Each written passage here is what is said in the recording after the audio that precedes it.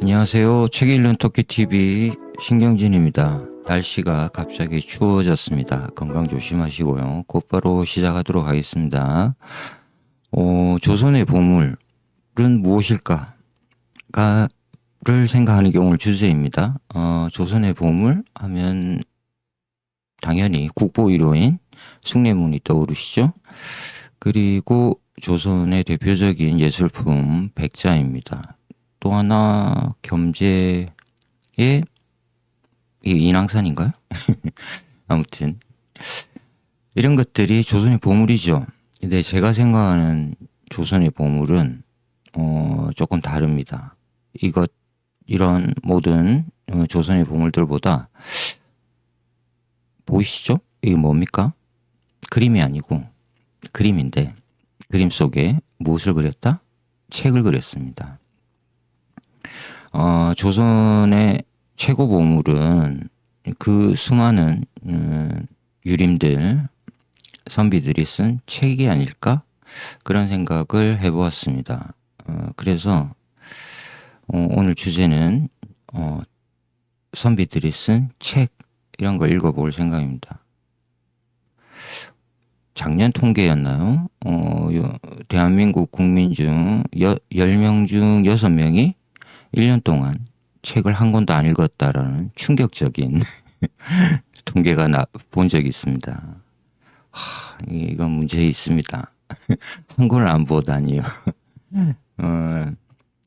제가 동영상 이렇게 제작하고 유튜브에 올리는 이유도 책을 좀 더 가까이 쉽게 좀 대했으면 좋겠다, 그런 생각을 갖고 있습니다. 자, 그런데 흥미로운 지점이 있습니다. 이 책들, 조선의 이 많은 책들 중에서 지역적으로 좀 더 많은 책이 나온 지역이 있습니다. 그러니까 결국 보물이 많이 나왔던 곳이겠죠? 어딘 것 같습니까? 책이 많이 나온 곳? 요 색깔 좀 다르죠? 충청북도와 지금 충청남도, 세종시 이렇게 보이는 충청도 지역. 충청도 지역에서 책이 많이 나왔다고? 이렇게 의문을 가지실 수도 있는데 이 의문점을 해결하기 위해서 제가 오늘 선정한 책은 이경구라는 역사학자입니다. 젊은 역사학자가 쓴, 이제는 젊지는 않겠네요. 조선 철학의 왕국이라는 책입니다. 굉장히 재미있는 책입니다. 학문적인 것보다는 좀 더 대중서에 가까운, 그러면서도 깊은 내용을 담고 있는, 그래서 오늘 책 읽는 토끼TV에서 소개할 책은 조선 철학의 왕국이다. 이 책을 통해서 조선시대, 뒤에 표지도 보이면 책들이 보이시죠? 이런 책들 한번 감상하도록 하겠습니다. 작가가 움베르토 에코의 소설 장미의 이름을 굉장히 좋아했다고 합니다. 왜 좋아했냐? 이 책 소설을 읽으니까 중세 유럽인들의 생각과 마음, 문화, 생활이 한눈에 이렇게 들어왔다. 역사서를 보는 것보다 소설을 통해서 읽으니까 훨씬 재밌었다. 그래서 나도 좀 더 이런 거를 대중적으로 써봐야겠다 해서 쓴 책이라고 합니다. 움베르토 에코의 장미의 이름 재밌죠? 저도 굉장히 좋아하는 책인데 문학적으로 뛰어난 책은 아닙니다. 아쉽지만 문학적인 책은 아니고 지적으로 좀 재밌게 그 중세를 역시 잘 설명한 중세 기독교 서양의 모습을, 서구 사회의 모습을 굉장히 잘 보여줬다. 재밌습니다. 그런데 이분이 이제 작가가 주목한 부분은 중세 이 장미의 이름, 이 소설을 읽으면서 우리나라에서도 이런 문제들, 논쟁적인, 여기에서는 플라톤과 아리스토텔레스의 철학이 부딪히거든요. 장미의 이름에서는 그렇듯이 우리나라 조선에서도 이런 일이 있었다. 그게 뭐냐? 바로 호락 논쟁이다. 조선 후기에 18세기, 17세기부터 시작하긴 했다는데 어쨌든 18세기에 아주 논쟁을 일으켰던 호락 논쟁, 여기에 대해서 이 책이 설명해주고 있습니다. 우선 호락 논쟁이라는 말의 뜻부터 한번 살피고 가죠. 잘 안 들어오잖아요. 호는 뭐고 락은 뭐야? 이렇게 할 수 있죠. 충청도의 노론학자들은 당시에 호학, 호론, 호당 아니면 그냥 호로 불렸다. 서울에 속했던 학자들은 낙론, 낙학, 낙론, 낙당 아니면 낙으로 불렸다. 그러니까 이 말은 충청도의 학자들을 호라고 불렀다. 그죠? 그리고 서울에 여기 좀 더 경기 서울이라고 해야겠죠? 기호학파니까. 특히 서울의 학자들을 낙으로 불렀다. 낙은 낙양이 중국 낙양이 서울이잖아요. 그래서 그 낙자라고 합니다. 낙이라고 하면 서울을 가리켰다. 한양. 호는 뭘까? 요걸 조금 봐야 되는데. 자, 논쟁이란 말은 후대에 붙인 것이고 당대에는 호락시비, 호락변, 호락이학, 호락본말 등으로 불렸다고 하고요. 호락 논쟁입니다. 통칭해서.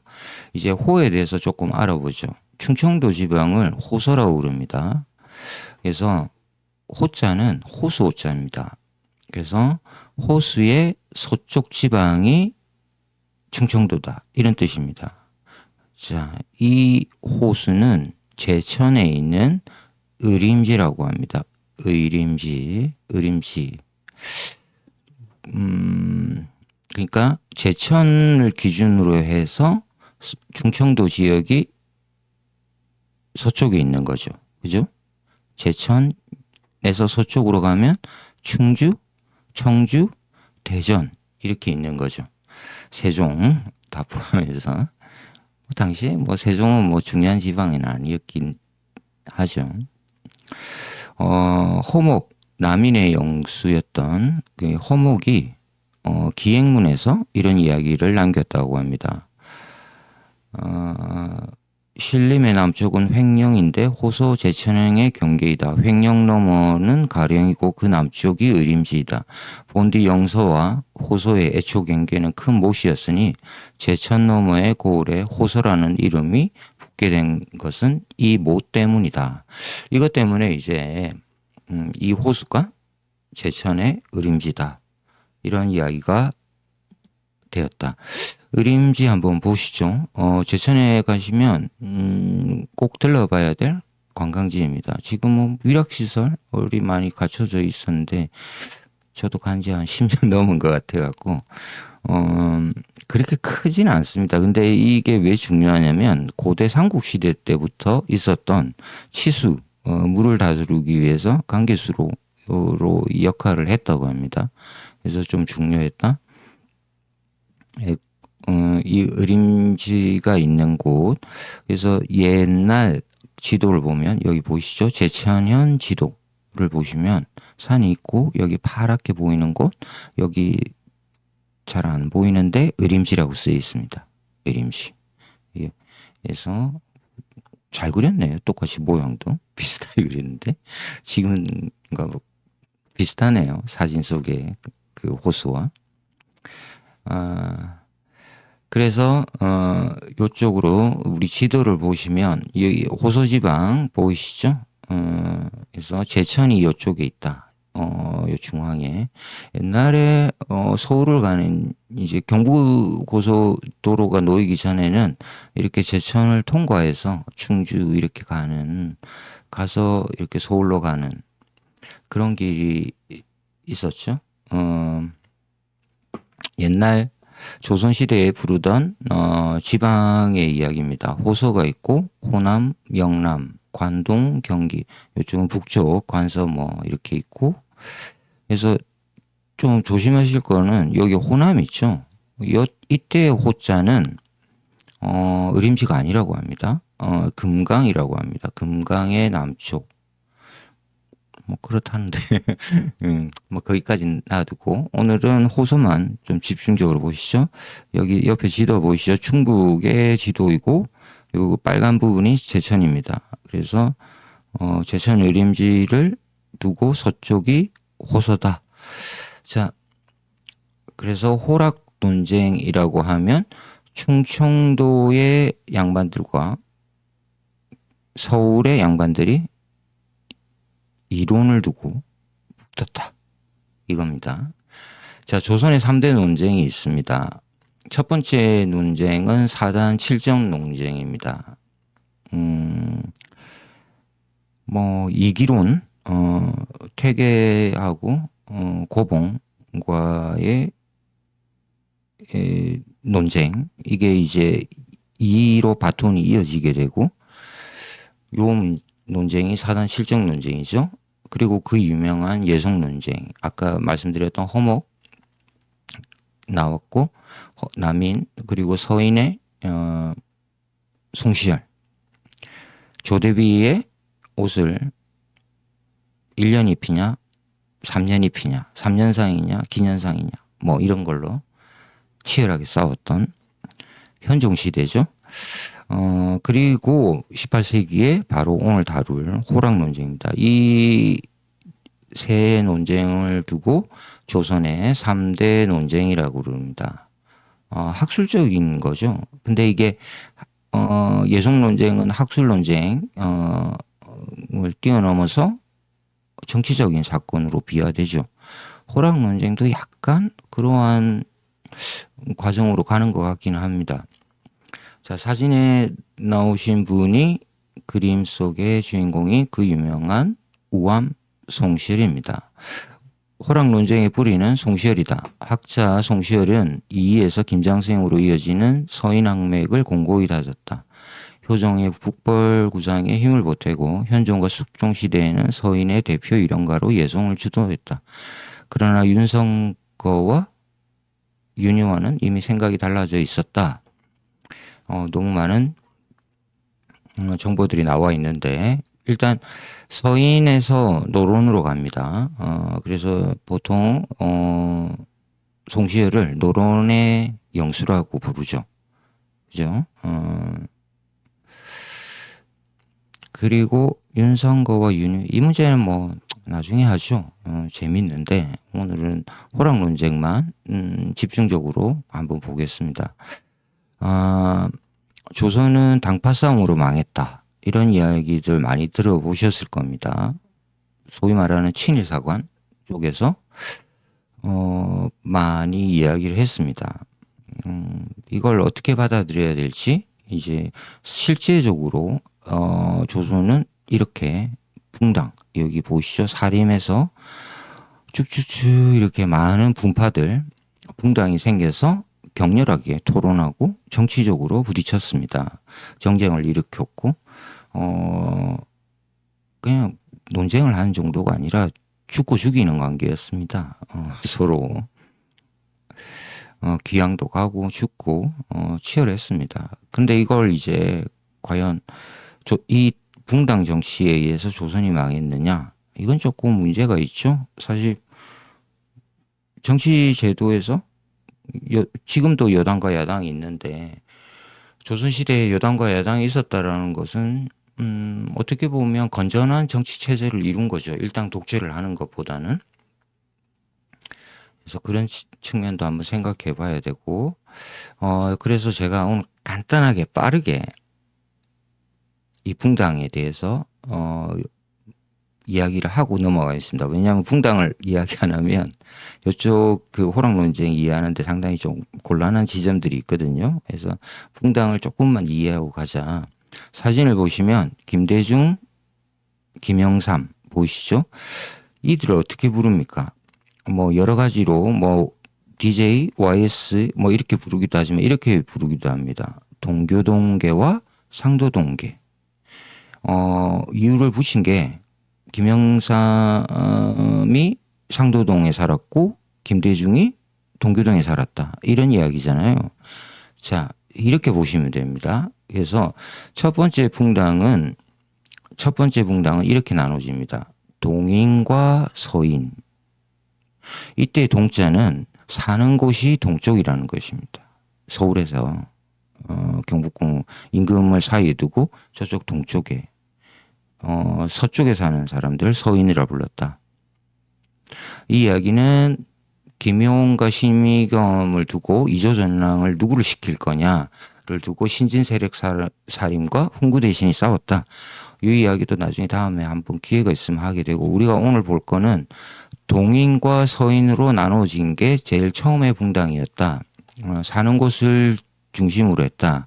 그래서 동인 쪽의 대표적인 사람이 뭐 천원에 등장하시는 퇴계 이왕입니다. 서인은 5,000원 율곡이입니다. 요렇게. 자, 그런데 밑에 한 분들이 더 계시죠? 조식입니다. 남명조식. 그리고 성운입니다. 그래서 요쪽으로 동인이고, 이쪽으로 서인이죠. 근데 우리가 잘 알다시 이황과 조식은 두 사람이 학문적 견해에 의해서 틀어집니다. 그래서 동인이 먼저 분화를 합니다. 둘로 쪼개지는 거죠. 이분은 송광경철이죠. 동인의 분화에 정열입 몰입 사건이 들어오게 됩니다. 이 정열입 모반 사건으로 인해서 서인이 정권을 잡게 됩니다. 선조 때죠. 송광정철이 반대파를 다 숙청해 버리는 거죠. 그 사이에 이제 이 사건과 함께 이제 남명조식과 퇴계 이항이 북인과 남인으로 나눠지게 됩니다. 그래서 동인에서 이제 퇴계 이항은 동인의 영수했다가 이렇게 남인 쪽으로 오게 되는 거죠. 이쪽 실천강조 의병장 광해군 쪽은 북인입니다. 남명조식. 좀 더 실천적으로 책 읽는 것보다는 실천하는 것이 훨씬 더 중요하다. 이들이 나중에 임진왜란 때 의병장, 그래서 의병장 중에 많은 사람들이 북인이 많았다고 합니다. 그래서 광해군 때 또 정권을 잡았고, 정철이 실각하자 세자 책봉 문제로 이제 대북이 집권하게 되고, 광해군 때 이제 북인이 정권을 잡았는데 인조 반정이 일어나죠. 이때 이제 북인이 몰락하게 되고 다시 서인이 재집권하게 됩니다. 이런 흐름들. 자, 그런데 우리는 이제 이런 거 말고 흥미로운 지점을 좀 봐야 되는데 여긴 좀 어렵습니다. 서인과 남인, 대체적으로 가장 큰 흐름은 이 흐름입니다. 동인에서 분화한 남인과 서인이 맞부딪히는 게 가장 많습니다. 쭉 이어진다. 근데 이걸 보면 이제 학문적 차이가 있는데 단순하게 이걸 좀 볼 수 있는 부분이 있습니다. 사서 육경이 있죠? 사서가 뭡니까? 4개의 책이잖아요. 사서는 이렇습니다. 논어, 맹자, 대학, 중용. 이 내용은 주자에 의해서 이 사서라는 말이 정해지게 되고, 신권 정치, 왕권에 대비되는, 왕이 절대적 권력을 갖는 게 아니라 신하들이 권력을 갖는 거죠. 그리고 예라는 것을 정해놓았습니다. 얘는 바꿀 수 없다. 원칙주의자들이죠. 그래서 사서를 중시하는 쪽이 대체적으로 서인입니다. 육경 보시죠.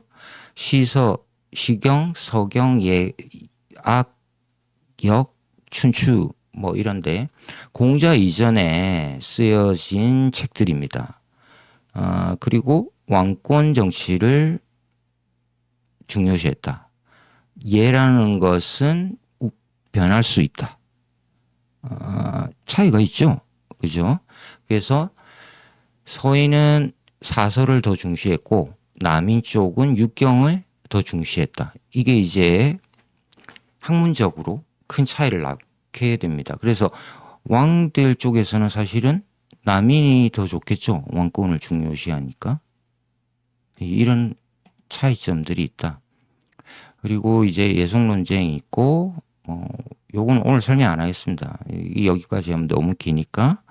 결국, 원칙론자인 서인들, 얘가 딱 정해져 있다라는 쪽이고, 예속 논쟁의 허목 보면 남인 쪽은, 얘라는 것은 바뀔 수 있다. 서자 문제에서 서자 아니다. 차자 아니다. 왕이 되었으니까 장남으로 보아야 된다. 얘는 바뀔 수 있다. 뭐 이런 이야기입니다. 다음에 예속 논쟁도 한번 할 거니까 오늘 여기까지만 보고. 그리고 이제 서인이 분화를 합니다. 이제 아까 동인이 분화해서 남인 북인이 됐다 그랬잖아요. 이번에는 서인이 분화해서 어떻게 되냐면 노론과 소론이 됩니다. 이 이야기도 굉장히 재밌는데 오늘 패스. 회니십이라고만 알아두십시오. 주작에 대한 독창적 해석 논란인데 주작을 있는 그대로만 보자라는 쪽이 노론입니다. 송시열. 그리고 주자만 세상을 다 아냐? 나도 새로운 해석을 할 수 있다. 라고 한 사람이 윤증입니다. 이들이 소론으로 가게 됩니다. 이제 이렇게 바뀌었다. 그래서 노론과 소론. 그래서 보시면 사림이라는 큰 덩어리에서 서인과 동인으로 나눠졌고 동인이 먼저 남인과 부인으로 바뀌었고 서인이 노론과 소론으로 바뀌었다. 이렇게 보면 별로 안 어렵죠. 이 흐름을 따라오시면 됩니다. 이 이야기가 이인하의 장편소설 영원한 제국에 굉장히 재밌게 드러나고 있습니다. 정조시대의 정조 암살 이걸 다루고 있는데 남인 쪽 입장에서 약간 다뤘습니다. 정량용이 남인이잖아요. 정량용이 이제 추적하는 것으로 해서 정조 독살설 뭐 이런 것들을 다루고 있는데 굉장히 재미있는 책입니다. 여기에 보면 이제 상대적으로 반대파가 바로 노론의 적자인 사람이 나오죠. 노론의 영수 뭐였지? 이름 까먹었네. 나옵니다. 아무튼 자 이렇게 해서 붕당을 잠시 살펴봤습니다. 자 이제 본격적으로 이 책의 핵심 호락 논쟁을 살펴보겠습니다. 자 호락 논쟁은 그러니까 송시열 제자 아래에서 생긴 이야기입니다. 송시열은 서인 노론이라 그랬잖아요. 그러니까 서인 노론에서 싸운 거다. 그 제자들이 이렇게 생각하시면 됩니다. 그런데 이들 제자들이 사는 곳이 한쪽은 충청도 쪽이 많았고 한쪽은 서울 쪽이 많았다. 그래서 호락입니다. 이해되셨을 것 같고 자 여기 어려운 문제가 나왔습니다. 자 호락 논쟁의 특징은 철학 논쟁입니다. 특히 미발, 심체, 인물성 동의, 성범성 동의와 같은 이 세 가지 테마, 주제를 놓고 격렬하게 논쟁을 벌이는데 이 내용들이 전부 철학적 문제이고 형이상학적 문제입니다. 특히 미발, 심체는 어렵습니다. 그래서 대단히 지적인 논쟁이다. 결론이 나나? 잘 안 나죠. 형이상학인데. 그래서 이 지적인 논쟁, 뭐 사단 칠정 논쟁도 지적인 논쟁이긴 합니다. 예성 논쟁도 요성 논쟁은 좀 실천적이죠. 예에 대한 거니까. 확실히 이제 호락 논쟁은 철학 논쟁이다 이렇게 생각하셔야 되고, 미발심 이걸 설명할 필요는 없고 오늘 이제 조금씩 가면서 하겠는데 제일 중요한 부분이 2번입니다. 호락 논쟁을 다른 이야기로 인물성 동의 논쟁이라고 합니다. 자, 요거만 설명하고 인간과 사물의 타고난 성이 같은가 다른가? 잘 생각하십시오. 인간이 타고나기를 어떤 성이 있는데 이게 같나 다르나를 따지는 겁니다. 형이상학적 문제입니다. 뒤에서 다시 한번 다룰 거니까 요것만 잡고 인물성 동의 문제가 크다. 자, 그래서 성리학의 가장 근원적인 개념을 잠깐만 살피고 가겠습니다. 리와 기, 이거 모르면은 호락 문제 못 들어갑니다. 리와 기, 제가 아느냐고요? 잘 모릅니다. 근데 공부를 하는 중이라서 흥미롭습니다. 너무 뭐 까다롭게 생각하실 필요 없고 리와 기가 있어서 이 우주가 어떻게 구성되어 있는가를 성리학자들은, 조선의 성리학자들은 이렇게 이야기를 했습니다. 리와 기로 이루어진 세계이다. 이 세계는 이야기입니다. 리는 뭐고 기는 뭐냐? 이걸 알아야겠죠? 자, 이 둘은 인간의 본성이 되는데 리는 본연지성으로서 사단이 되고 기는 기질지성으로서 칠정이 된다. 그래서 사단 칠정론 할 때 사단 인이예시를 가리킵니다. 그리고 기는 희노애락 애오욕, 희노애구라고도 합니다. 들얼구. 그래서 이것이 이제 기질지성이다.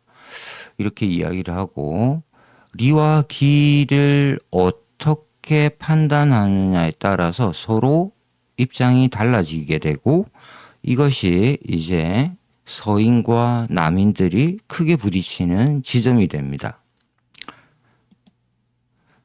태계가 그린 사단 칠정 도표입니다. 그래서 여기 보면 리가 바라고 기가 따른다. 이쪽에 칠정에서는 기가 바라고 리가 거기에 올라탄다. 뭐 이런 이야기인데 이거 좀 익숙해져야 되는데 아무튼 이런 게 있다. 이렇게만 알고 가시면 되고, 자, 리기의 문제에 굉장히 이들이 철학적인 해답을 찾기를 원했다. 자, 그런데 이제 이야기 쪽으로 좀 들어가 보겠습니다. 호락 논쟁이 되는 역사적인 배경. 이경구라는 이 작가는 이 한산사 논쟁, 이 충청도 홍주에 있는 절입니다. 한산사가 지금 없어졌습니다. 조선시대에 있었는데 여기에 이 한산사에 선비들이 모여서 논쟁을 벌인다. 자, 보시죠. 모임 장소는 충청도 홍주에 자리 잡은 한산사라는 조그만 절이었다. 약속 시간은 1709년 봄이었으니 지금부터 대략 300년 전의 일이었다. 제가 오늘 약간 고백을 하자면 이 텍스트를 하는 이유는 제가 요즘 새롭게 쓰려고 하는 소설의 내용이 이 호락 논쟁입니다. 그리고 여기에서 제가 시간적 배경을 첫 시작을 1709년으로 시작하고 있습니다. 머릿속에 구상하고 있는데 써야죠 빨리. 아무튼 자, 그래서 굉장히 저는 재밌게 지금 이 텍스트를 보고 있다. 홍주 어딘지 아시죠? 이 지금 이름 바뀌었나? 네. 아무튼 여기에 이제 선비들이 한산사라는 작은 절에 모여서 토론을 하는데 이간이 나왔습니다. 외암 이간. 이간이 먼저 선편을 잡았다. 자, 이렇게 이야기를 합니다. 미발에서는 기질지성을 말하기 곤란합니다. 귀신도 살펴 헤아릴 수 없는데 무엇을 근거로 선악을 볼 수 있겠습니까? 이게 무슨 말인지 잘 못 알아들으시겠죠? 자, 미발 상태라는 건 리와 기가 있는데 말했죠? 이게 이제 발현되지 않았다. 그러니까 요게 약간 무극과 태극 그 상태입니다. 이거 정확하지 모르겠는데 어쨌든 무극 쪽은 맞을 것 같습니다. 무극과 뭐 태극이 같다라는 이야기도 있어서 아직 완전히 세계가 발하지 않았다가 미발 상태입니다. 우리가 살고 있는 이 세계는 이발 상태입니다. 무슨 말씀인지 아시겠죠? 이는 이미 이자입니다. 이미 발하였다. 미는 아닐 미자잖아요. 발하지 않았다. 세계가 아직 나오지 않았다. 우주가. 이런 뜻입니다. 형 이상하죠? 미발에서는 기질지성, 아까 제가 말씀드렸죠? 본연지성이 리고 기질지성이 기입니다. 기를 말할 수 없다. 그러니까 선악을 정할 수 없다. 이렇게 이야기를 했습니다. 도덕이죠. 도덕률. 그런데 한원진이라는 선비가 등장합니다. 남당 한원진입니다. 한원진의 생각은 달랐다. 이렇게 이야기를 합니다. 리와 기는 애초부터 분리될 수 없습니다. 미발이라고 해서 어찌 기가 없을 수 있겠습니까? 이 기를 함께 말할 수 있다면 미발의 때에 기질지성이 있다고 말해도 문제가 없습니다. 자, 헷갈릴 수 있는데 지금 가장 핵심은 미발 상태에서 기질지성이 드러나냐 안 드러나냐 가지고 지금 붙었죠. 두 사람이. 자, 이간이 바로 낙입니다. 서울. 그러면 남당 한원지는 충청도죠. 호우입니다. 그래서 이게 2차 논쟁인데 앞에 논쟁도 있고 호락이 이제 딱 나누어져서 붙었다. 근데 이게 철학 논쟁이라고 이야기했잖아요. 근데 이게 들여다보면 볼수록 굉장히 재밌습니다. 왜냐하면 잘 보십시오. 나중에 인물성 동의라고 가지고 싸우는데 인간과 사물의 성이 같냐 다르냐 여기에 이제 나눠집니다. 이거는 지금 현재 우리가 살고 있는 AI 시대에 굉장히 유용한 논쟁이 될 수 있습니다. 나중에 결론에서 다시 한번 이야기하고. 자, 송시열 이 논쟁의 가장 큰 꼭대기에 계신 분이 송시열입니다. 우암 송시열. 송시열한테는 2명의 아주 출중한 제자가 있었다. 한 사람은 김창엽이고 한 사람은 권상은입니다. 그런데 잘 보십시오. 김창엽은 서울에 살았습니다. 서울을 중심으로 있었고 권상아는 충청도, 정확히는 제천, 충주 이쪽 지역입니다. 제천이라고 보시면 될 것 같습니다. 아까 의림지 했던. 자, 송시열, 김창엽의 관계가 송시열, 권상아의 관계보다 더 복잡한 이유는 김창엽이 서울 출신으로 서울 학문 분위기에서 성장했다는 점을 지적해야 할 듯하다. 여러 분야가 특화되었고 문물이 다양했던 서울에서는 선비들이 여러 선생을 찾아가 배우거나 다른 신분이나 부류의 학자들과 어울리는 일이 흔했다.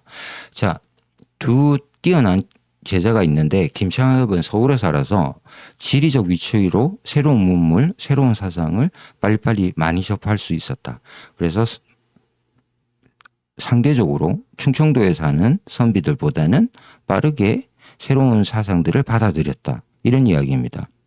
자, 권상아, 호조, 제천이니까 김창엽, 낙입니다. 이들이 아까 이제 앞에 설명드렸던 이강과 남당 한원진의 보다는 선배들입니다. 그러니까 김창엽과 권상아가 가진 요 관계 낙호가 1차고 뒤쪽에 아까 한원사에서 일어난 논쟁입니다. 헷갈리지 마시고요. 권상아입니다. 권상아 밑에 아주 뛰어난 8명의 제자가 나옵니다. 이걸 강문팔학사라고 부릅니다. 강문팔학사. 강가 옆에 살았습니다. 이분이 제천. 지금은 그 댐에 숭월되어서 옮겼는데 제가 한번 가봤는데 경치도 좋고 예쁩니다. 어쨌든 자, 권상아 밑에 8명의 제자가 있는데 이들이 아까 남당 한원진과 외암 이간입니다. 그 제자들이 본격적으로 싸우게 되는 거죠. 여기 내에서도 또 호락으로 나눠졌다. 약간 헷갈릴 수 있습니다. 일단은 첫 번째는 권상화와 김창엽 간에 이렇게 지금 편지가 오가면서 서로 철학적인 문제에 부딪혔다. 요걸 이제 호락 논쟁의 시작이라고 합니다. 설중 방우도 눈이 내리는 가운데 친구가 방문한 것을 그린 그림이다. 조영석이라는 김창엽의 창엽 문인이라고 합니다. 그림 예쁘죠? 눈이 내리는데 그 조선시대에 특히 이 후반기에 선비들의 모습들을 실생활을 굉장히 잘 볼 수 있는 그런 그림입니다. 좀 확대해서 보면 이렇습니다. 여기 아마 이쪽이 주인 같죠? 그리고 손님 눈 내리는 이렇게 마주보고 앉아서 앞에 했던 미발심체, 인물성 동의, 뭐 성범성 동의 이런 논쟁을 이야기했다. 이렇게 받아들이시면 될 것 같습니다. 철학 논쟁을 했다. 자, 그래서 조선의 보물은 이들이 논쟁을 하고 대체적으로 이 논쟁을 기록에 남깁니다. 자신의 책을 짓거나 아니면 편지를 주고받으면서 이 기록물들이 다 남아있다. 이것들이 아주 위대한 보물이다. 근데 문제는 이 편지가 전부 한문으로 쓰였다는 거죠. 그래서 우리가 지금 현대인이 읽기에는 너무너무 안 그래도 철학 논쟁에서 어려운데 한문으로 써놨다. 접근이 굉장히 어렵습니다. 자, 곤상화에서 한원진으로 이어지는 호론이 주류다. 그리고 김창협, 그 동생 김창흡에서 박필주, 어유봉으로 이어지는 낭론이 또 주류다. 그래서 호락 논쟁의 주류는 권상화, 그 제자인 한원진, 요걸 호라고 부르고 충청도, 서울 김창엽, 김창흡, 박필주, 어유봉 여기에 아까 이간이 있죠. 뭐 이렇게 낭론이 주류다 이렇게 이야기를 합니다. 성리학이란 무엇인가? 유학의 시조들에 대해서 이 작가가 저자가 친절하게 책에서 대중서라고 그랬잖아요. 소개해 줍니다. 한번 짧게 보고 가시죠. 성리학이란 결국 공자와 맹자가 가장 중요합니다. 그래서 공맹사상이라 그러잖아요. 자, 유학의 주류 이념이고 옛날을 배운다 해서 훈구학이라고 부릅니다. 공맹학이라고도 하고 그런데 이거는 2000년 전 이야기잖아요. 춘추 전국시대, 춘추시대에 살았던 사람이 공자고 전국시대를 살았던 사람이 맹자입니다. 춘추전국. 그러니까 2000년도 넘었는데 송나라 이제 12, 13세기 특히 남송 13세기에 들어오면 신유학이 일어납니다. 중국 내에서 이걸 네오 컨푸시즘 컨푸셔스가 저기 공자잖아요. 그죠? 신공자학. 그래서 이걸 송학이라고 부릅니다. 송나라학. 그리고 여기에 이제 잘 보십시오. 조금 어려운데 정호정이라는 형제가 이 훈구학을 열심히 공부를 합니다. 그래서 정자가 오게 되고 여기에 그 유명한 주자가 옵니다. 주자는 주희입니다. 주희. 그래서 이 사람들을 합쳐서 정주학이라고 부릅니다. 이 정주학이 바로 성리학입니다. 똑같은 이야기입니다. 자, 그래서 성리학이라는 것은 공맹사상, 훈고학, 송학, 정주학, 성리학 다 같은 말이다. 이해되셨죠? 그런데 우리가 여기서 중요하게 보는 거는 남송시대에 주자가 세운 성리학, 주자학 이걸 18세기에 주류 이념이 됩니다. 이데올로기. 학문적으로도 가장 주류가 되고 원래 중국은 이 공맹 시대를 지나면서는 불교와 도교가 훨씬 더 강력한 영향력을 가졌다고 합니다. 중국인들은 유학보다는 특히 도교, 저쪽 노장 사상, 노자와 장자 이쪽을 훨씬 더 공부를 많이 했는데 그래서 이건 완전히 정말 신비로운 신비와 종교잖아요.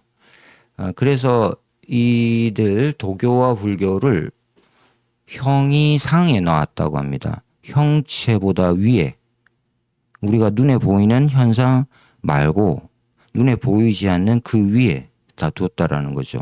반면에 유학은 사회 정치 방면에 적용할 수 있다.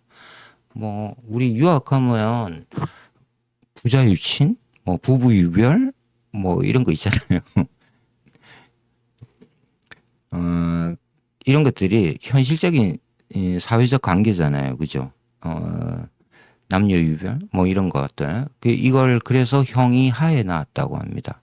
그런데 약간 보면 상이 좋은 거잖아요, 그죠? 상하로 나눠졌으니까.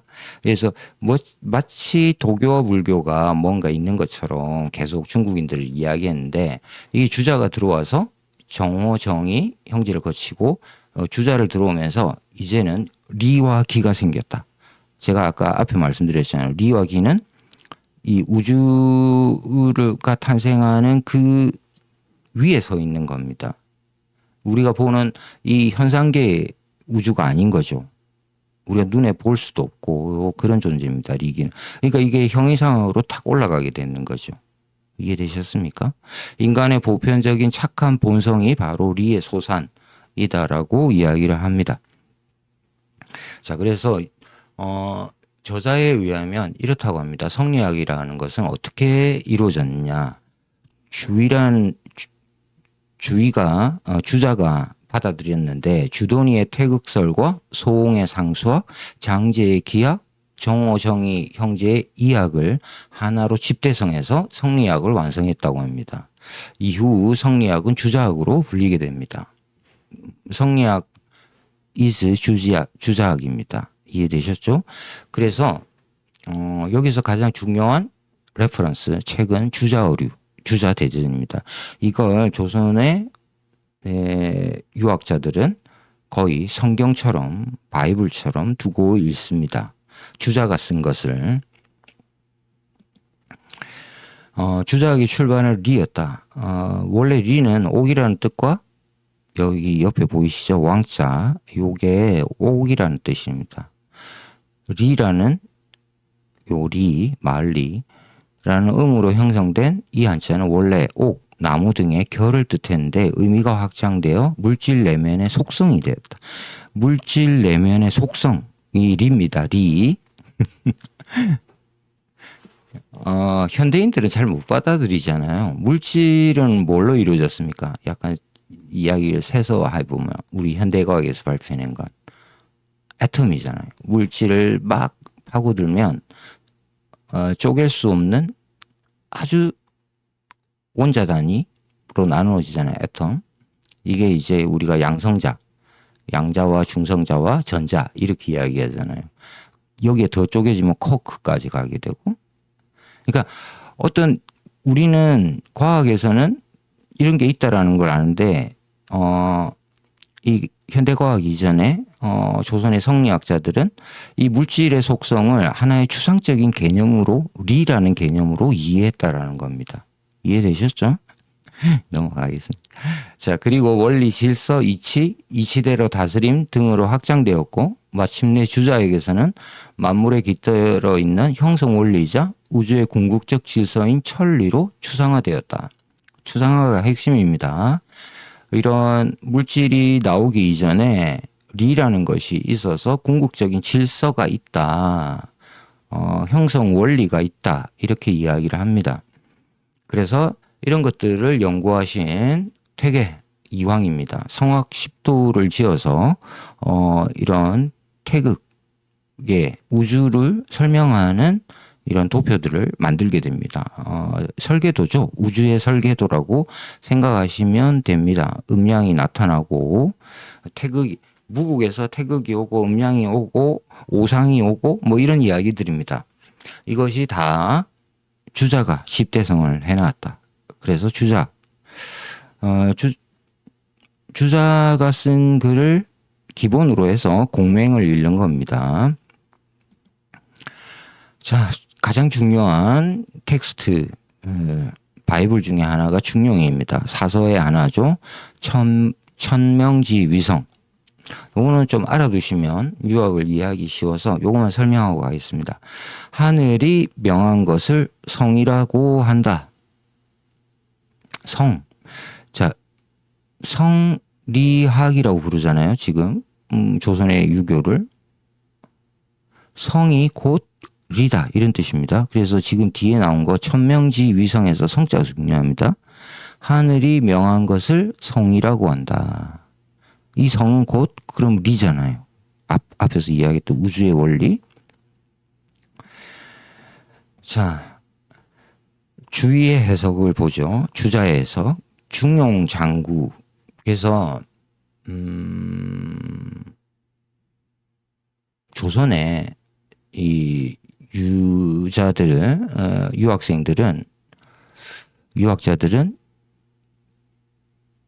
이 중용을 읽는데 중용의 해설서가 주자가 썼습니다. 그걸 중용장구라고 그럽니다. 무슨 말인지 아시겠죠? 그러니까 중용을 읽으면 헷갈리니까 주자가 써놓은 해설서를 읽는 겁니다. 이 해설에서 벗어나지 말아야 된다라는 쪽이 이 주작의 핵심입니다. 노론의 핵심. 자, 명한다는 말이고 성은 바로 리이다. 성 즉 리라는 말이 여기서 나옵니다. 그래서 성리학이라고 그런다는 게 여기입니다.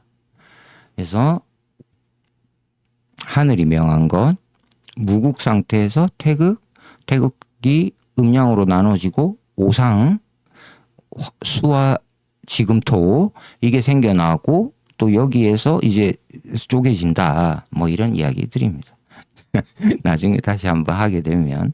그래서 여기 잘 보십시오. 컵이 있죠. 두 개의 컵이 있습니다. 자, 컵이라는 개념, 우리가 그릇이라는 개념, 이거는 보이진 않지만 우리는 알잖아요. 머릿속에 물을 담는 거잖아요. 술을 담든지 액체를 담습니다. 이 개념이 리입니다. 여기에 기가 들어와서 어떤 현상이 생기죠. 사물이 생겨납니다. 사물을 생기게 하는 이 상태가 이 기가 들어간 상태입니다. 그러면 이 개별적 사물이 생겨납니다. 이해하셨나요? 이해하셨을 것 같습니다. 뭐 어려운 개념은 아니니까. 원리가 있다. 그리고 어떤 사물이 나타난다. 이게 리와 기가 들어와서 이 메커니즘을 작동시킨다라는 겁니다. 그래서 리를 중심에 두느냐, 기를 중심에 두느냐를 두고 주리론과 주기론 이렇게 나눕니다. 자, 우리가 유교 경전의 대표로 꼽는 사서 체계는 주의를 기점으로 성립한 것이다. 사서 아까 이야기했죠. 이게 읽어야 되는 순서입니다. 성리학을 공부할 때 읽어야 되는 텍스트. 저도 그래서 그렇게 읽었습니다.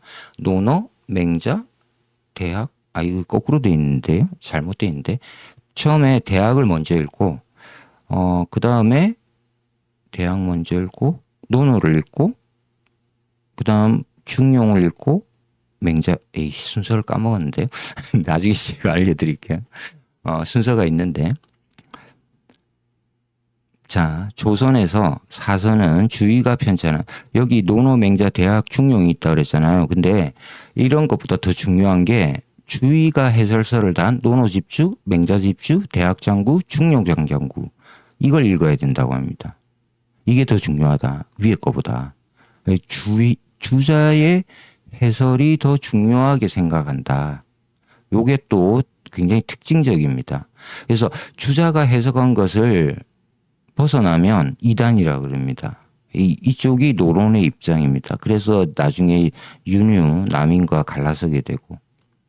이해하셨죠? 그리고 이제 주자의 친구 아주 유명한데 육구연 육상산인데 이 사람은 명나라 때 들어와서 왕순이라는 사람이 발전시켜서 이 사람의 이 학문을 양명학이 생겨나게 됩니다. 이 양명학은 조선의 선비들은 좀 금기시됐습니다. 특히 이 서인 쪽에서 양명학 이런 거 굉장히 싫어했습니다. 주자와는 좀 다르게 이 해설을 하거든요. 해석. 결국 학문이란 해석의 차이점이잖아요. 제가 학문 잘 모르지만 자, 양명학은 성즉리, 그러니까 아까 천명지위성에서 나온 그 성즉리가 아닌 심즉리를 내세웠다고 합니다. 마음이 곧 리이다.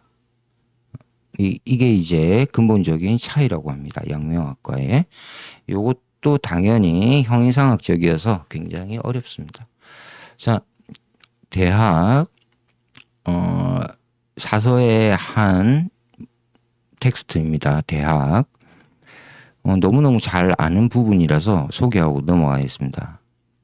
밖으로는 큰 규모를 지극히 하고 안으로는 상세한 절목을 갖추었다라고 하면서 주자가 8조목을 만들었습니다. 첫 번째 보시죠. 경물, 치지, 성의, 정심 4개가 나왔습니다. 경물, 사물을 공부하고 지극한 뜻에 이루고 마음을 성의, 뜻을 정성을 다해서 마음을 바로잡는다. 뭐 이런 뜻입니다. 뒤에는 너무 잘 아는 부분 수신제가 치국평천하입니다. 자, 이걸 하고 나서 내 몸을 수신 닦고 내 몸을 닦고 우리 집안을 다스리고 그 다음에 국가를 다스리고 천하를 평화롭게 한다. 뭐 이런 이야기죠. 그래서 경물치지, 성의정심, 수신제가 치국평천하 이 8조목이 대학이라는 텍스트에서 나왔다. 그래서 성리학자들은 이 8조목에 대해서 항상 마음의 신조로 삼았다. 사단은 인이예지입니다.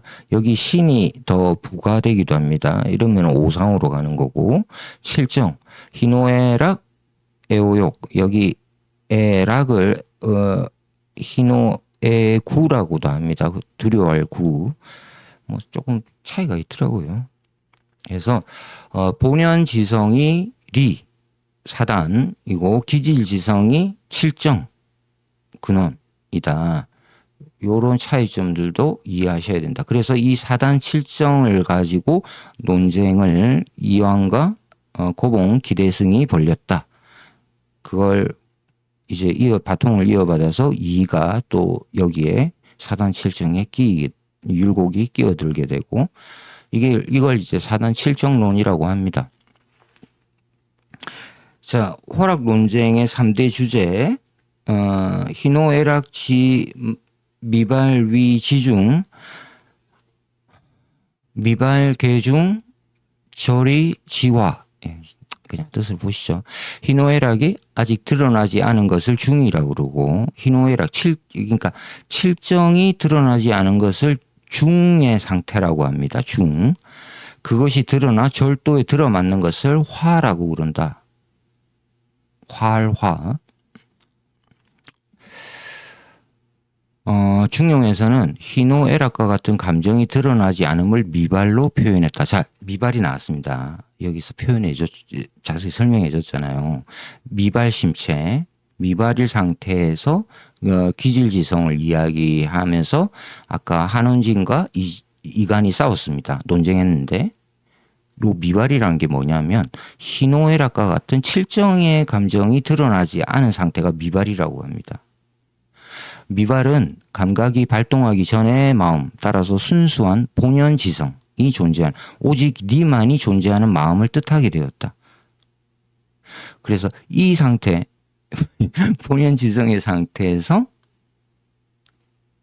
선악은 존재하느냐 안 하느냐를 두고 호 충청도와 락 서울 유생들 사이의 생각이 달라졌다 이야기입니다. 자, 미발과 이발. 미발은 지금 아까 말했고 감정이 칠정이 희노애락이 드러나 버리면 이발 상태라고 합니다.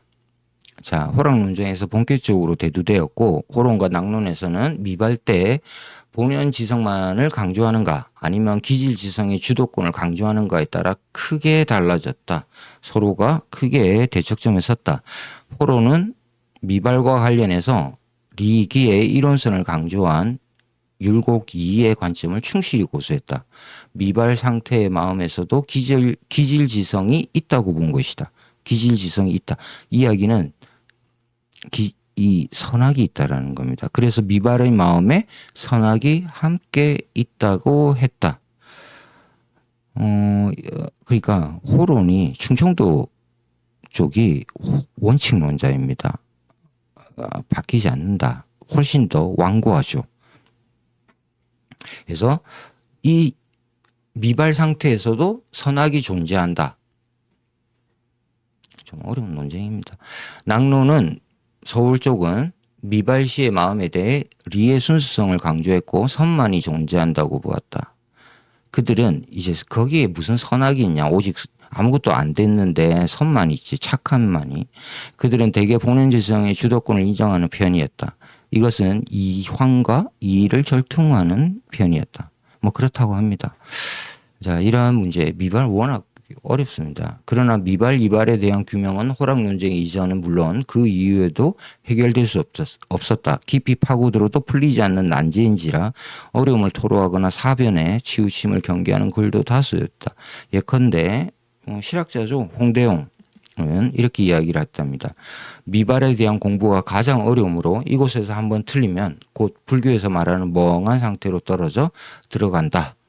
라고 경고했다고 합니다. 그러니까 여러분들이 이 미발 논쟁에서 이 두 쪽이 어느 쪽이 어려울지 내가 알아내야겠다 하면 안 됩니다.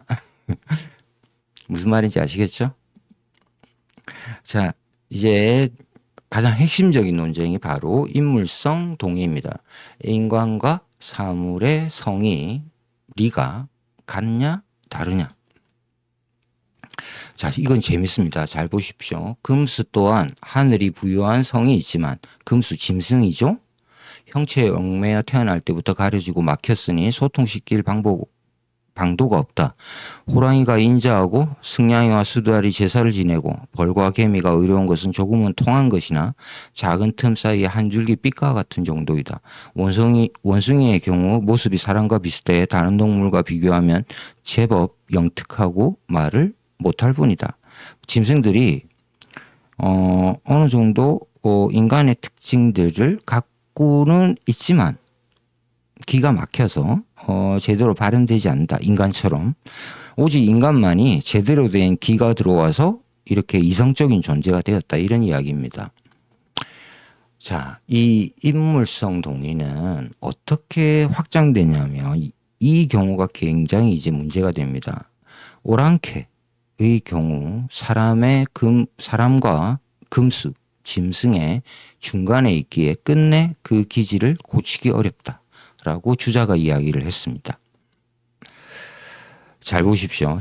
인물성 동의가 왜 문제가 되냐면 이때 지금 이게 이제 중국 정치를 이야기해야 되는데 중국이 명나라가 망하고 청나라가 들어오잖아요. 청은 유학자들 입장에서는 오랑캐입니다. 그죠?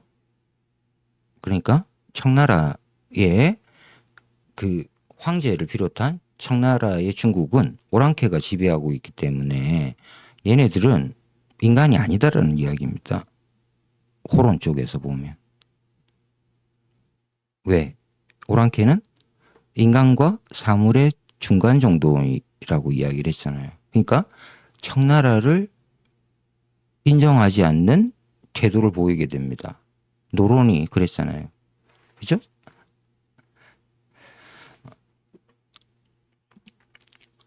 자, 요게 원래 중국이 명나라 땅인데 요 위에 있던 만주족 여진이잖아요. 이게 이제 일어나서 누르하치 맞나요? 청나라가 생깁니다. 이 중국이 변해버렸잖아요. 이때 이제 맞이했던 사람이 호락, 요기 18세기입니다. 이제 우리가 그 남한산성의 치욕, 삼전도의 치욕이라고 그러나요? 인조가 청에 굴복했고, 근데 이제 인조 이후에 효종, 북벌, 그래서 송시열이 계속 북벌을 이야기하는 게 여기서 나오게 됩니다. 오랑캐들은 사람이 아니다. 저들은 사람과 금수의 중간에 있다. 주자가 그렇게 이야기를 했다는 걸 믿는 거죠. 그러니까 끝내 명나라를 그리워하고 청나라를 배척합니다. 이 태도가 여기서 나온다. 중요하죠. 자, 성범성 동의는 훨씬 더 요즘에 들어와서 중요합니다. 이거는 뭐냐면 성인과 범인의 마음이 같냐 다르냐 이런 겁니다. 유학자들은 계속 공부를 해서 성인의 경지에 이르기를 원하죠. 성인이 된 사람이 공자와 맹자잖아요. 공부를 해서 요순시대에 막 그런 성인들이 있습니다. 백이와 유해화 맞나? 까먹었네. 아무튼 그런 성인들이 있는데 성인과 평범한 사람들의 마음이 같냐 다르냐 이걸 구별하잖아요. 그러면 어떻게 됩니까? 성인이 되는 사람들은 양반들입니다. 계급. 만약에 성인과 평범한 범인의 마음이 같다고 하면 계급제도는 설 수가 없죠.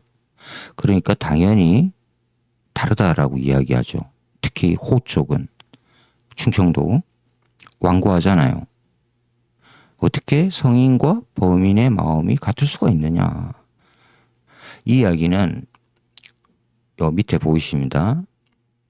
중인, 농민, 어린이, 여자 이것도 인간과 다르다. 이 이야기입니다. 성인들과. 우리는 성인이잖아요. 성인을 추구하고 있고. 그들이 성인이 될 수 있었는가? 호는 안 된다고 이야기합니다. 락은 상대적으로 가능성이 있다고 이야기하죠. 그래서 싸우는 겁니다. 그러니까 낙론이 서울 쪽이 훨씬 진보적인 생각을 갖고 있었던 거죠. 지금은 현대사회에서는 인간은 다 평등하고 똑같다 그러잖아요. 어린이도 그렇고 특히 여자 문제. 남자와 여자가 다르나? 아닙니다. 같습니다.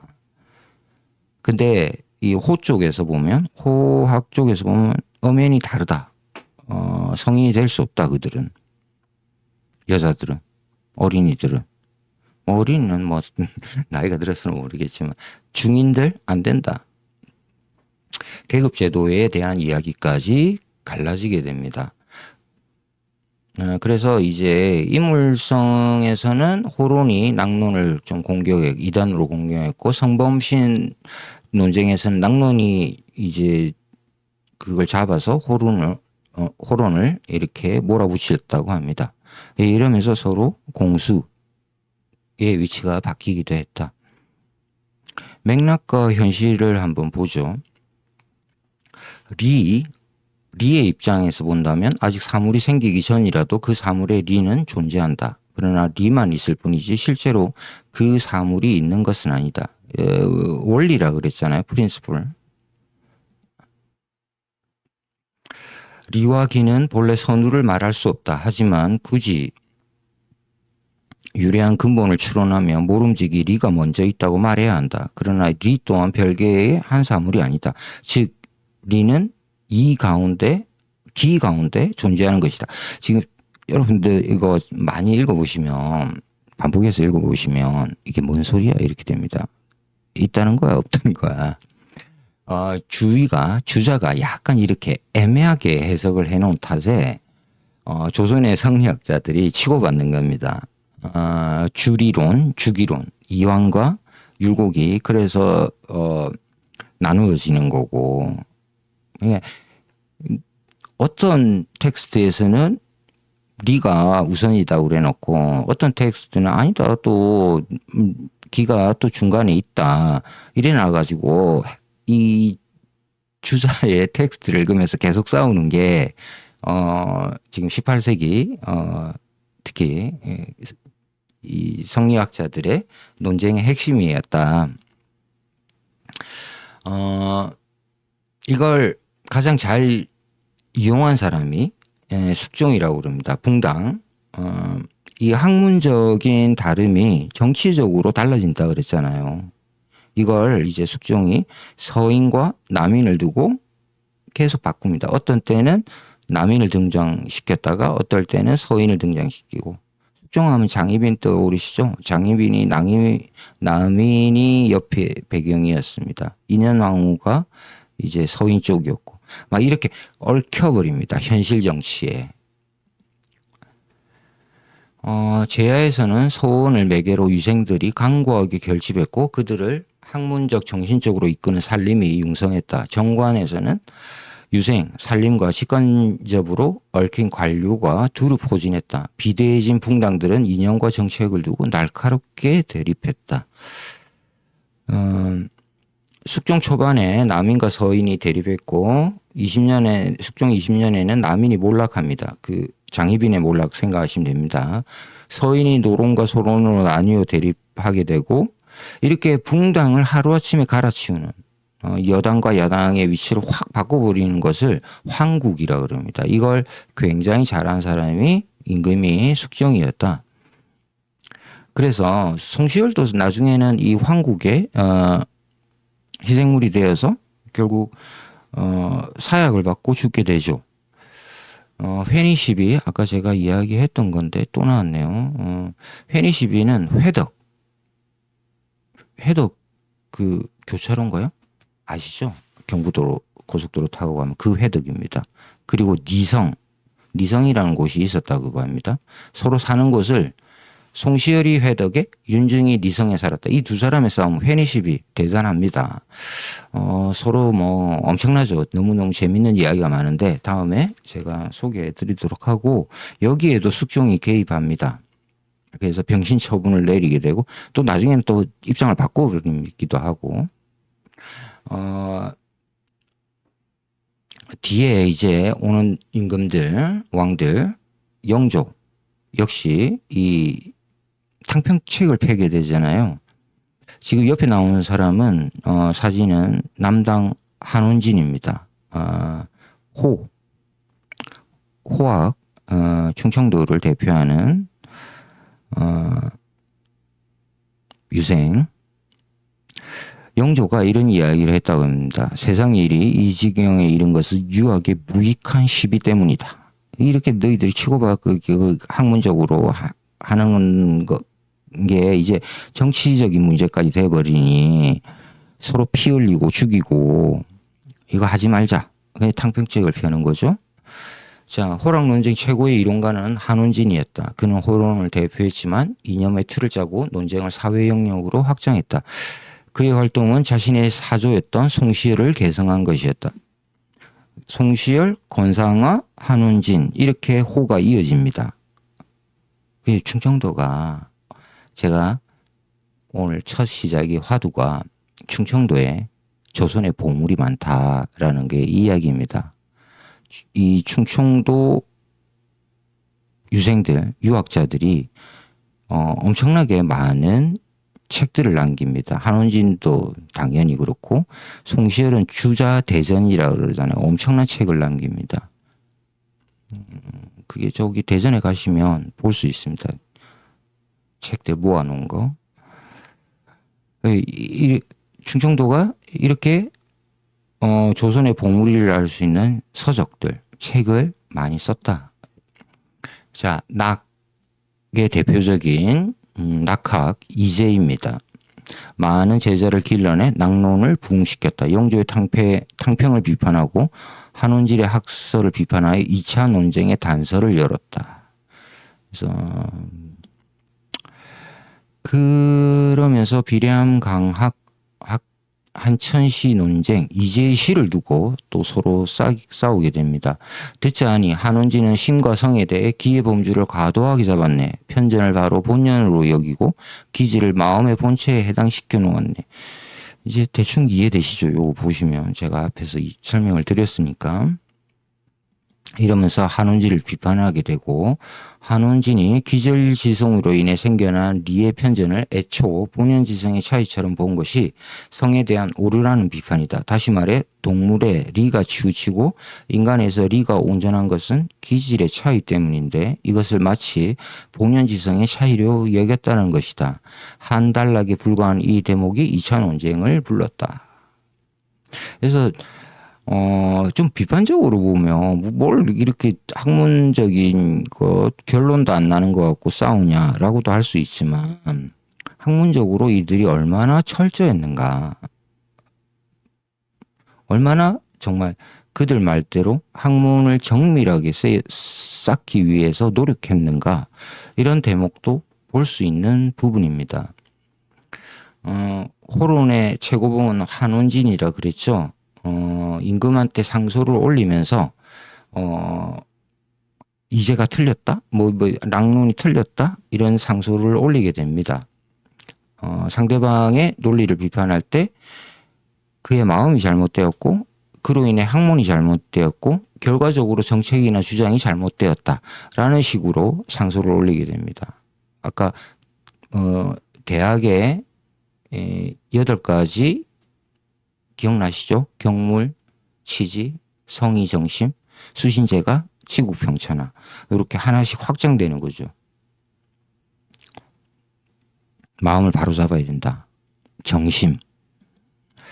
정통과 이단의 대립이야 동서고금에 없던 적이 없었다. 유학에서는 맹자가 제자백가를 공격한 이래 지속했으니 유학의 대이단 투쟁도 연원이 깊었다. 한원진이 쓴 주자 언론 동의고입니다. 이런 것들이 보물이라는 겁니다. 조선의 보물. 지금 중용, 맹자, 역, 서 이런 것들을 해놨네요. 논어, 중용, 맹자, 역. 이거 대단한 이 굉장히 어려웠던 이런 책들을 공부해서 자신만의 또 한 책들을 써내게 됩니다. 주자가 쓴 것에 대해서 또 하나의 해설서를 붙이게 되는 거죠.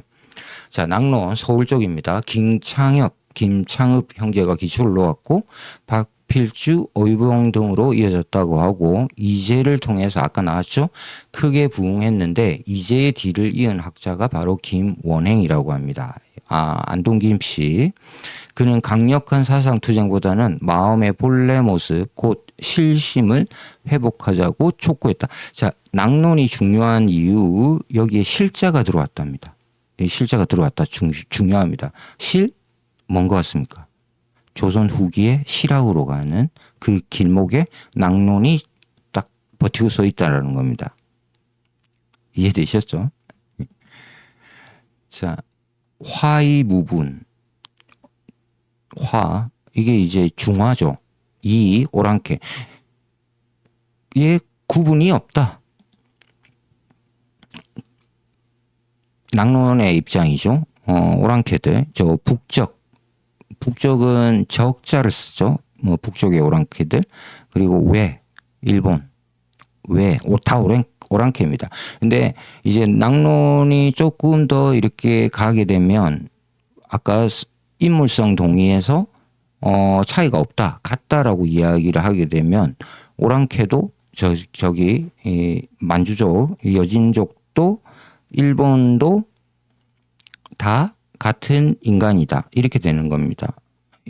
그러니까 우리 현대인의 입장에서 보면 낙론이 훨씬 합리적으로 느껴지죠. 저들의 나라 다스림에는 종묘나 사직의 제도가 없고 예절이 어떤 것인지 모르고 음란한 음악과 금수의 행실로 습속이 서로 물들었으니 사당과 오상이야 논할 것도 없다. 군신의 의리가 조금은 있으나 관백이 천황을 업신여겨 참남하게 정권을 도둑질하니 어찌 말할 만한 게 있으랴라고 조선통신사를 갔던 조명차가 썼습니다. 일본은 오랑캐다. 이게 이제 낙론에 의해서 이제 화이 무분으로 간다라는 겁니다. 조금씩. 불안한 조짐의 뼈대는 백성, 언문, 서학을 삼각편대로 하고 있었다. 자, 불안한 조짐. 이제 그 강구했던 질서, 양반의 질서, 특히 성리학자들 자신들 따지고 들면 붕당으로 가면 서인, 노론, 벽파로 이어지는 이 호학으로 이어지는 이 흐름이 이제 무너지기 시작하는 겁니다. 어떻게? 백성이 중요시되고 언문, 한글이 필요하게 되고 서학, 천주교, 그리고 과학 이런 것들이 들어오면서 이제 조선사회는 흔들리게 됩니다. 조선을 지탱하는 사대부, 한문, 유학이란 구조에 절묘하게 대칭했다. 변화는 문화와 일상을 흔들었고 마침내 여러 구성원들의 머릿속까지 흔들고 있었다. 자, 이런 흐름에서는 훨씬 더 낙론이 주도하게 되겠죠. 대캐도라는 김우신이라는 화가가 그린 당대의 그 흐트러진 사대부들의 모습입니다. 술을 먹고 취해서 비틀비틀대는 그 흐름을 좀 볼 수 있고, 이제 그림의 주제로 신윤복이 쓰는 여성들이, 이 규방의 여성들이 이제 원래 건들지 않잖아요. 이쪽 규방은 완전히 철저하게 외부로 가려지는데 이런 모습들이 이제 나오게 됩니다. 추나를 보고 있네요. 자, 반면에 이 노론 호학 쪽은 받아들일 수 없죠. 사람과 금수가 사물의 성이 다른데 어찌 그들과 함께 하겠는가. 성인과 범인의 다른데 원래 타고나길 다르다라는 겁니다. 자, 그런 걸 주장한 게 이제 송시열인데, 송시열이 어디서 말년을 묵었냐면 원래 충청도 아까 회덕 쪽에 살았다 그랬잖아요. 화양동, 괴산, 지금 괴산입니다. 괴산 화양동에 가서 서원을 세웁니다. 이게 화양동 서원입니다. 화양서원. 이것이 바로 송시열의 정신과 학문을 상징하는 노론의 성지나 다름없었다고 합니다. 그래서 화양서원에 가시면 묘정비와 시비가 이렇게 서 있습니다. 그래서 저는 화양동에 자주 가는데 갈 때마다 예전에는 여기에 관심이 없어서 별로 안 봤는데 이런 공부를 하면서 이제 알게 되었죠. 그 계곡에 써 있는 글씨들이 다 송시열의 글이다. 그 정자가 송시열이 시었던 곳이고, 여기에 가면 만동묘가 서 있습니다. 그 명나라의 황제를 명나라 우리 임진왜란 때 도와줬던 황제와 마지막 명나라 황제를, 이들 다 엉터리더라고요. 이게 막 도둑놈 같은 놈들인데 아무튼 이들에 대해서 이제 그리워하는 그런 비석을 세워놨습니다. 근데 우리가 좀 잘 이해하셔야 됩니다. 아직까지 저는 이 노론과 특히 충청도 호학 쪽에 대해서 너무 비판적으로만 바라보지 말자. 왜냐하면 그들의 학문 세계에서 우리가 그들의 학문 세계, 형이상학적인 세계를 이해하지 못한 상태에서 지나치게 정치적인 해석을 하면 오류에 빠질 수 있다. 이렇게 좀 보는 쪽이어서.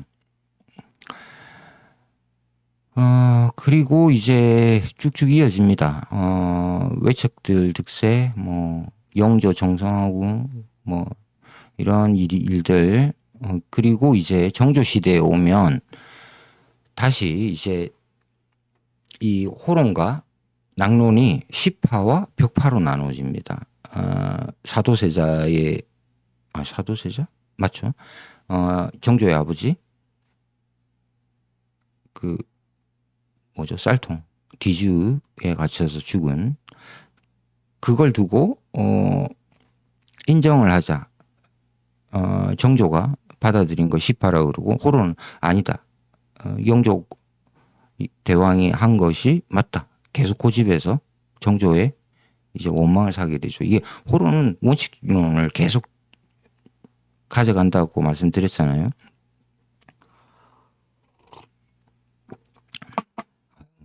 진짜 오래 안 해요.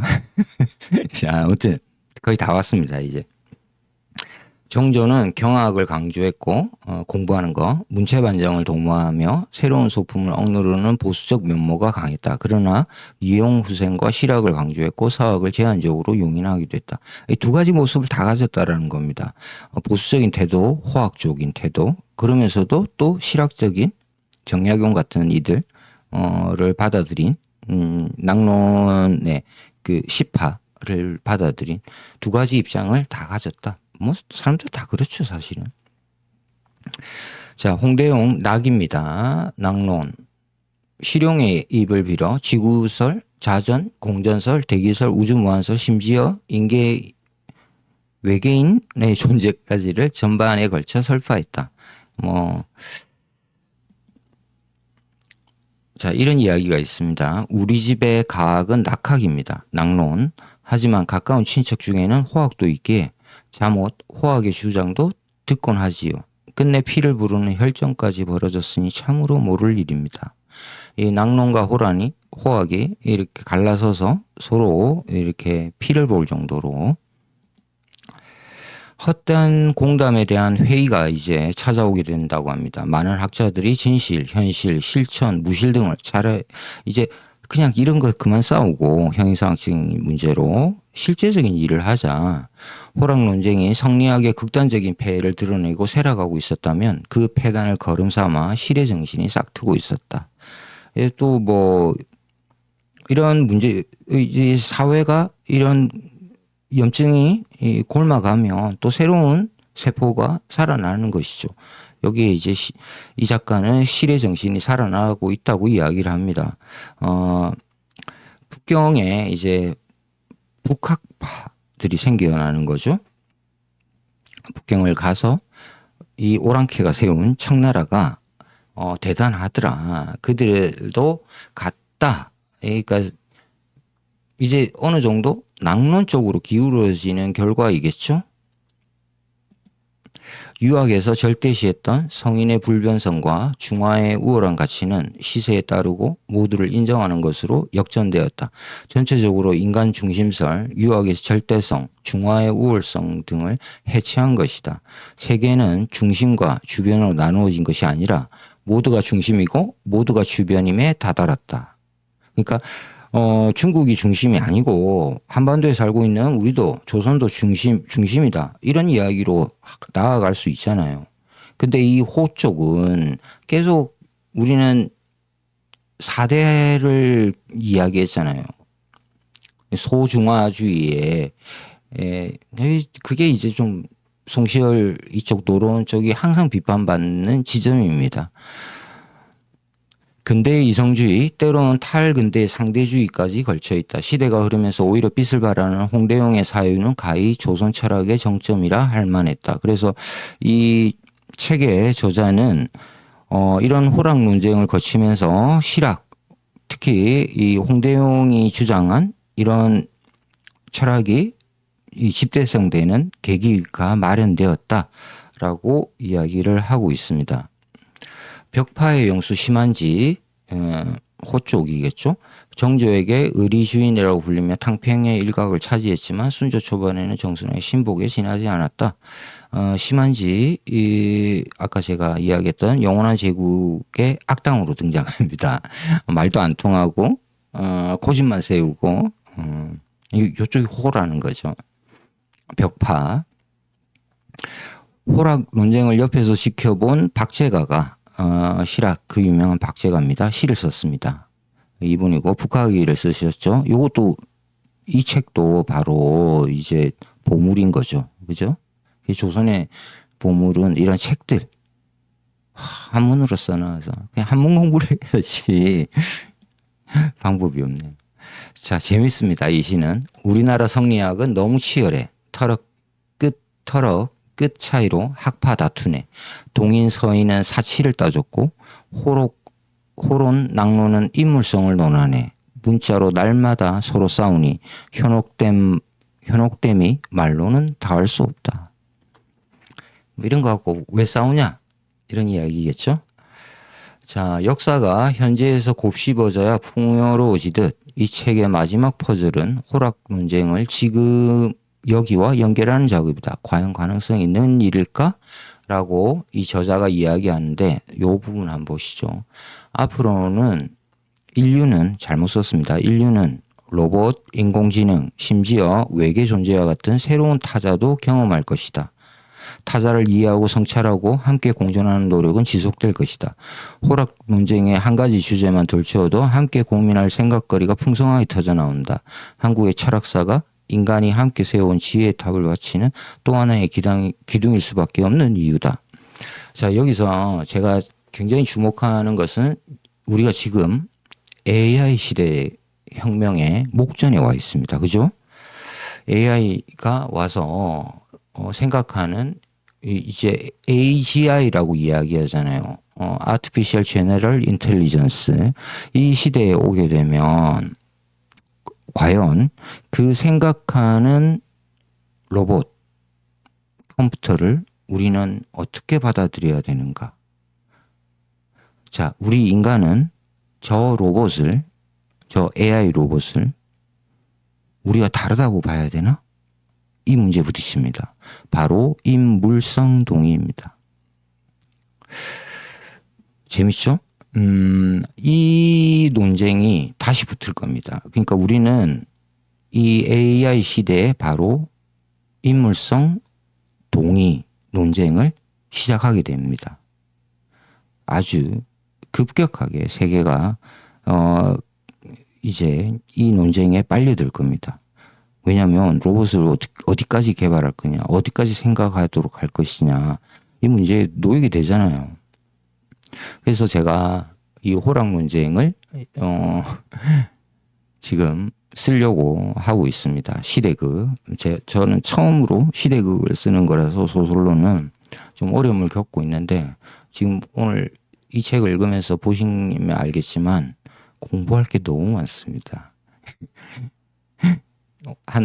저는 개인적으로 이 책을 쓰기 위해서, 이 소설을 쓰기 위해서 한 5년 정도 시간을 지금 공부만 하고 있는데 마침내 이제 첫 장을 쓰기 시작했습니다. 1장을. 그래서 조금씩 알려드리도록 하겠습니다. 재밌을 것 같습니다. 자, 그렇게 해서 오늘 책 읽는 토끼TV 조선 철학의 왕국이라는 책으로 호락 논쟁 이야기를 했습니다. 그래서 이 호락 논쟁은 틈틈이 제가 또 새로운 텍스트를 가지고 알려드리도록 하겠습니다. 정말 긴 시간. 오늘 날씨가 추워서 그런가 허리가 살살 아파오는데요. 장시간 시청해 주셔서 대단히 감사합니다. 마치겠습니다. 책 읽는 토끼였습니다.